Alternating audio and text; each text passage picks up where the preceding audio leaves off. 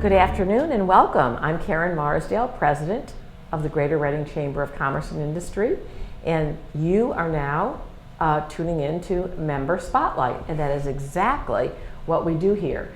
We spotlight the members of the Chamber and their really neat stories because they are so diverse. And with me today is Mike Hartman from 1847 Financial. Mike, welcome. Thank you so much, Karen. Appreciate it. So first I'm going to ask a question that's not on here, and that is really, quite frankly, how did you come up with the name? So actually, our primary office, or one of our main offices, is located in Conshohocken, Pennsylvania. So that's actually where the name comes from. Unfortunately, I did not create it myself. It dates back to the roots of our company, which is 1847, actually. So we've been around quite a long time. Wow, that is commendable. That is really commendable. So now I know. Now you know. We get that question all the time. Sure, I'm certain of that, and I've always meant to ask. But so you focus on retirement, investment, estate planning, insurance, tax, and lifestyle. And so you've got the full gamut. We do. Of services that you offer. Are you actually here in Reading? Is it how are you? What is the relationship between you and the parent company? Sure. No, that's a good question. I would say we are a satellite office. So I run the office in Reading. We're located on Lancaster Avenue, West Lancaster Avenue. I'm a food guy, so we're across the street from Flanagan's Pub, if you're familiar with Flanagan's sure. Pub. So, sure. We're across the street from them. So it's a satellite office that I run on Lancaster Avenue. And how long have you been on Lancaster Avenue and in Berks County? So in Berks County, we've been here for 3 years. Okay, great. But the office location we're in now is actually since July of 2016. So okay. Only about 6 months or so. It's a new location, and we really like it. So That's wonderful. So, when you think about the way you run your business, because of course there's, different ways to run this type of entity, what would you say your style of working with your client and also with your other coworkers?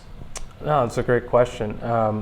As far as working with clients, we definitely use an educational approach. I'm a big believer, and we're all big believers in education and making sure the client understands some of the concepts or ideas we're talking about. We never want anybody to feel as though they're being sold, for lack of a better term. We definitely focus on education when working with clients. As far as interaction amongst the team, there's 5 of us on our team in Reading. Okay, and I'd say the dynamic back and forth is very, we take our job very seriously, but we don't take each other very seriously. We love to joke around. We're a younger group. We definitely have a lot of fun, for sure. That's great, because you're in a world that there is a lot of knowledge,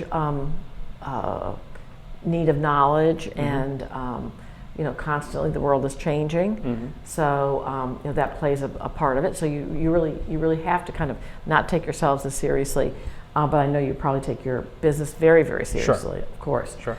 Not every business determines success in the same way. What is most important? Is it growth? Is it profitability, stability?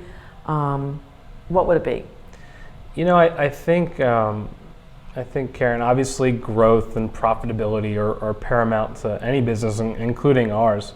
But I really, once you obviously that's a big focus of ours. But once you look beyond those things, one thing that's really important to me is culture, company culture within our team.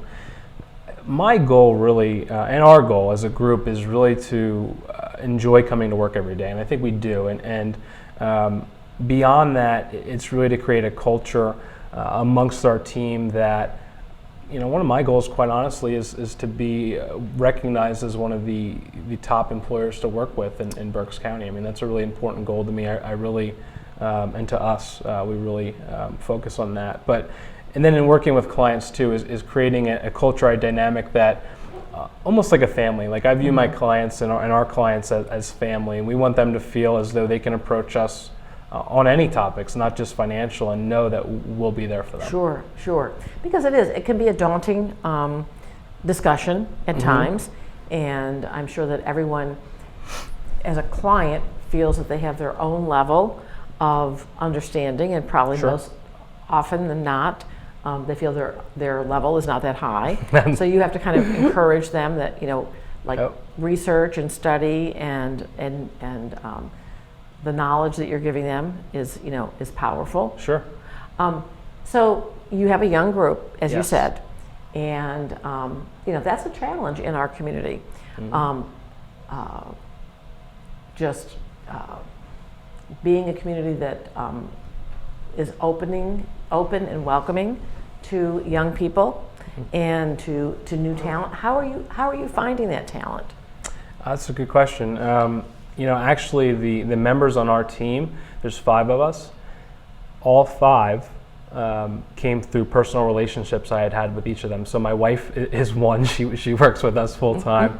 But beyond that, I have one of my best friends growing up. Went to high school with him. Is on our team. I have another friend of mine who I was the best man in her brother-in-law's wedding. This is a family affair. And then the 5th person, Tyler, on our team, is a friend of or went to school with one of Danny, one of our other team members. So Okay. That's how we found that our group is really through friendship or family or a little bit of both.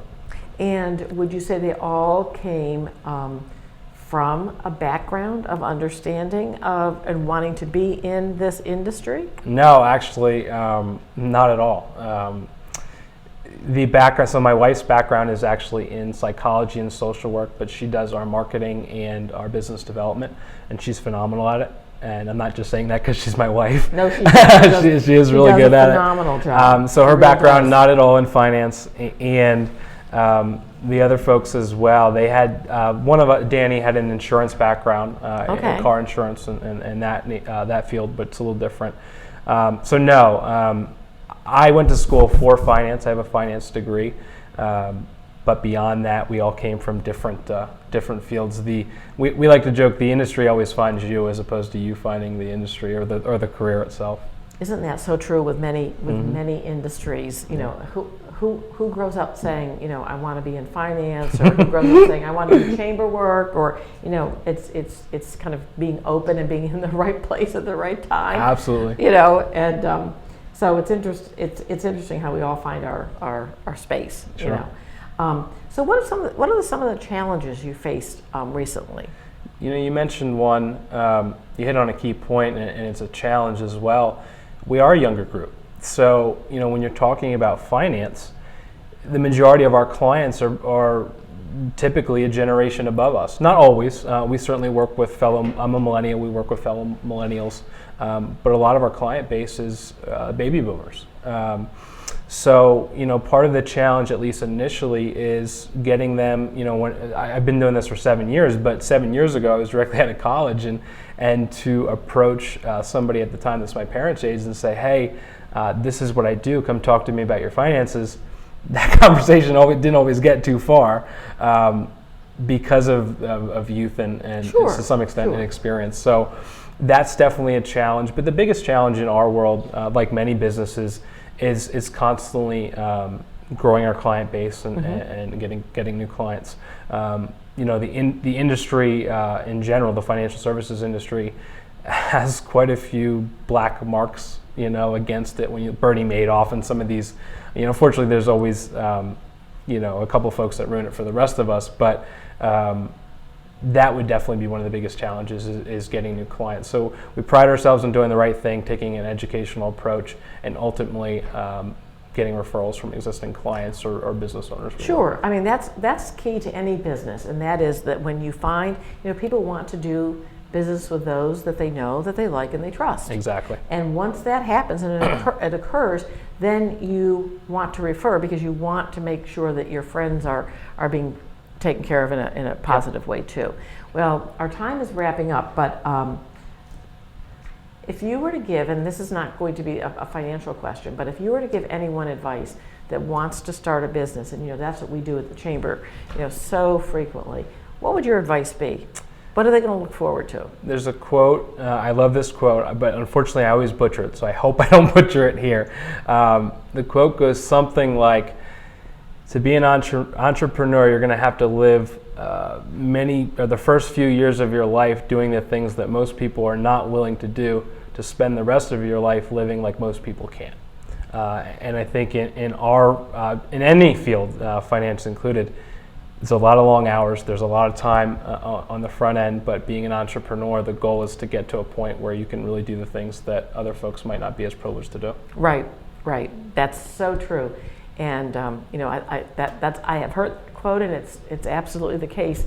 And I commend you because young, energetic, starting a business, starting in a field that you've got a lot. There's a lot of, though you have a finance degree, lots to learn, and then, on top of it, you said some of the challenges, and then you're building a team, which is great. So I commend you and thank you so much, A, for being here today. Sure. And also for being a chamber member, because we love young millennials who are part of our organization. So it's really, really a pleasure. Thanks again for being here. Thank you so much for having me.